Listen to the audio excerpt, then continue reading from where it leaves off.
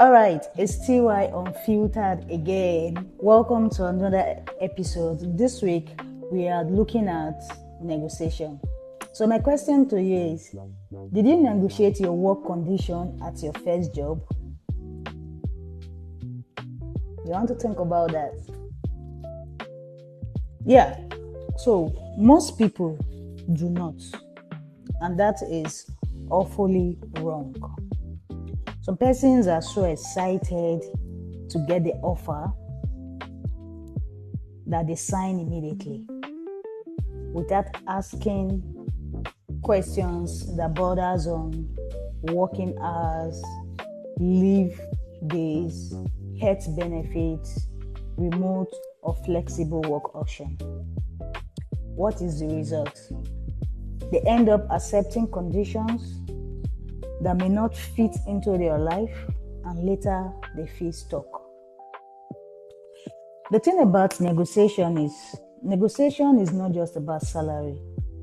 It's about shaping the environment where you spend most of your time. You're a 9-to-5er. If the environment is not conducive, it becomes a challenge. It is important as a job seeker or as an employee, that these conversations around working hours, leave days, health benefits is discussed. Negotiations is not arrogance. It shows confidence. It shows your ability to even do well in the business. So when you get that offer, the excitement, it is important that you bring in questions and borders around that. And another very important aspect is having these negotiations documented. We've had stories of people going into workplace with verbal agreements. That's a no. Not in this current era. Whatever agreement you are going to be having with your prospective employer, it is pertinent that those agreements are properly documented in your offer letter.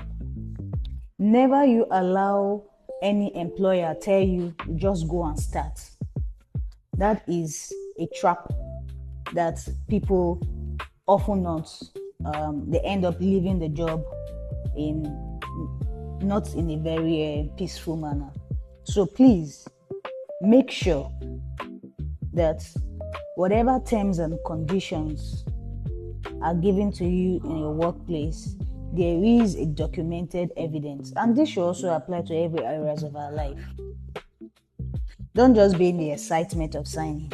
Ask these succinct questions as you go on your workplace.